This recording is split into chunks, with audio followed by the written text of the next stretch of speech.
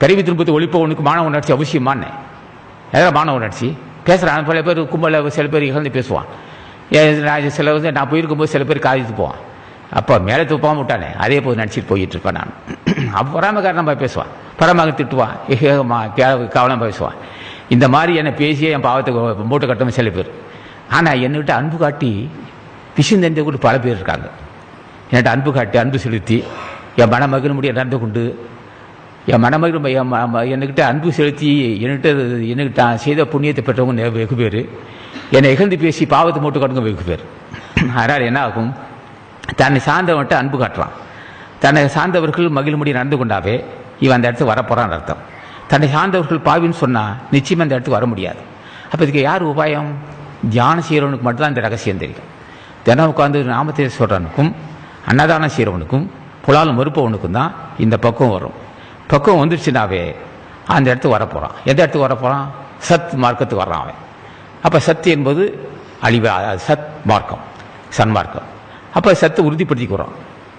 சத்துக்கு தான் நான் முன்னே சொல்லியிருக்கேன், சத்துக்கு நிறை இல்லை, திரை இல்லை, பசி இல்லை, காமம் இல்லை, பரிணாம வளர்ச்சி இல்லை, மரணம் இல்லை.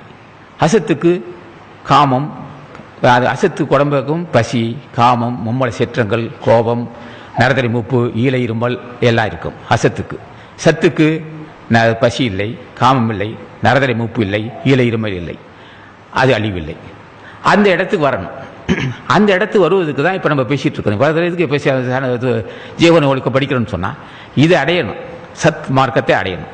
அப்போ மனிதன் இனி பெறாமல் இருக்கிறதுக்கு மார்க்கத்தை அறியணும். பெறாமல் இருப்பதற்கு என்ன உபாயம்? அன்பு தான் முக்கியனார். அதான் சொன்னார், அன்பு சிவம் இரண்டு என்பர் அறிவிலார், அன்பே சிவமாவது ஆறும் அறிகிறார். அப்போ அதுக்கு என்ன செய்கிறோம்? அதுக்கு என்ன உபாயம்? தலைவனை கேட்குறோம், உட்காந்து தியானம் செய்கிறோம். தியானம் செய்து ஏன் இன்னும் எனக்கு கோபம் வருது, ஏன் என்ன நான் அருவருப்பாக நடந்துக்கிறேன், என்ன காரணமும் தெரியல, என்ன ஒரு குற்றம் இல்லைப்பா, இப்போ உணர இல்லையா, இந்த மாதிரி அருவருப்பாக பேசுகிறோம், நல்லது இல்லை உணர இல்லையா, இதுவே ஒரு அதுக்கு விமோச்சனம். அப்போ சில பேர் என்ன செய்வான்? நன்றி மறப்பாக இருப்பான். இப்போ நன்றி மறப்பது போல் ஒரு பெரிய ஒரு கொடுமையான செயல் நன்றி மறப்பது. ஆனால் இந்த துறையில் வரவன் பல ஜென்மத்தை எலுமையும் எழுபுற புல்லுவர் தன்கண் விழுமும் துடைத்த நட்புன்னா, எலுமையும் எழுபுற புல்லுவர்னா. இந்த துறையில் வருகிற மக்கள் என்ன செய்வார்கள்? பல முன்ஜென்மத்தை செய்த நன்மையும் தீர்க்க ஆரம்பிப்பான். எலுமையும் எழுபுற புல்லுவர். தவசிகள் என்ன செய்வார்கள்? அப்படியே கண்ண மூடி பார்ப்பான், யார் யார் நமக்கு தவத்துக்கு முன்னே உதவி செய்தான், இவர்கள் உதவி செய்திருக்கிறான், இவன் உதவி செய்திருக்கிறான். அதை என்ன செய்வான்? இந்த ஜென்மம் ஈடுகட்ட ஆரம்பிப்பான். அவர் யாருக்குமே புரியாதது. எலுமையும் எழுபுற புல்லுவர் தன்கண் விழுமன துன்பம். தவத்துக்கு உதவி செய்தவன், தனக்கு தவத்துக்கு உதவி செய்தவர்கள் யாராக இருந்தாலும் சரி, பல இடத்துல பிறந்திருப்பான். அவனுக்கெல்லாம் வலுவிக்கு பொருள் கொடுத்து அந்த இது ஈடுகட்டுவான். நன்றி அதிலே என்றால் அந்த இடத்துக்கு வர முடியாது அவன். அப்படி அந்த அந்த நன்றி மறந்தால் நிச்சயம் அவனுக்கு மீண்டும் பிறகு வந்துடும். அது ஒன்றுக்கு 10 செய்திடணும். ஞானிகளுக்கு ஒரு பொருள் கொடுத்தா அது உடைய எப்படி இருக்குன்னா 1க்கு 100ஆக விளைக்கும். அவன் முன் ஜென்மத்தை ஒரு இளநீ கொடுத்துருப்பான். அந்த இளநீக்காக அவனுக்கு தென்னந்தோப்பை உருவாக்குவான். என்ன ஆச்சரியம்! ஒரு இளநீ கொடுத்தான், இந்த ஜென்மத்தில் அவனுக்கு தென்னந்தோப்பு இருக்கும். முன் ஜென்மத்தில் ஒருத்தர் பால் கொடுத்துருப்பான், இந்த ஜென்மத்தில் அவனுக்கு பால் பாய்க்கு கொடுத்துருப்பான். முன் ஜென்மத்தில் ஒருத்தர் சோறு போட்டிருப்பான், இந்த ஜென்மத்தில் ஒரு சிறந்த நிலப்பரப்பாக இருப்பான். இந்த மாதிரி அள்ளி கொடுக்க வேண்டும் அவன் சட்டம். முன் ஜென்மத்தில் ஒருத்தன் ஒரு உணவு தண்ணி கொடுத்தா அவன் கேணியில் தண்ணி ஊறும், அவன் கையில் தண்ணி இருந்துக்கிட்டே இருக்கும். ஒருத்தர் பால் கொடுத்தா அவனுக்கு பால் பாய்க்க உண்டாகும். ஒருத்தர் சாப்பாடு கொடுத்தா விவசாயம் சிறந்த ஒரு நிலப்பரப்பாயிடுவான். ஒருத்தன் இளநீ கொடுத்தானாக்கா அவனுக்கு ஒரு சிறந்த தென்னந்தோப்பு இருக்கும்.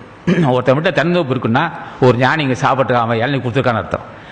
ஒரு 10 ஏக்கர் 20 ஏக்கர் நிலம் இருக்குன்னு சொன்னால் ஒருத்தன் ஞானிக்கு சோறு போட்டுக்கான்னு அர்த்தம். கீழே தண்ணி இருக்குன்னு சொன்னால் ஒரு ஞானிக்கு தண்ணி கொடுத்துருக்கான்னு அர்த்தம். பசி இல்லாமல் இருக்கான்னு சொன்னால் புண்ணியசம் இருக்கான்னு அர்த்தம்.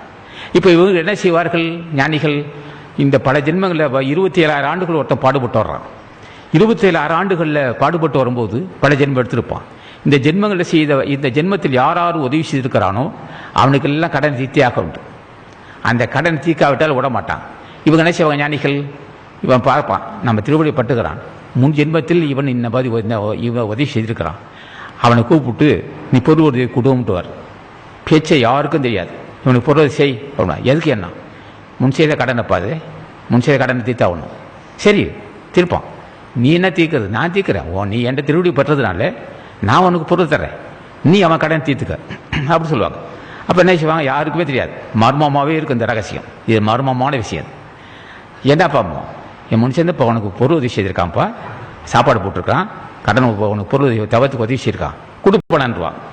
வாட்டை கொடுத்துக்கிட்டே இருப்பான், சம்பந்தமே இருக்காது. என்ன ஆச்சரியம், சம்பந்தமே இல்லாத பணம் எடுத்து போகிறான்.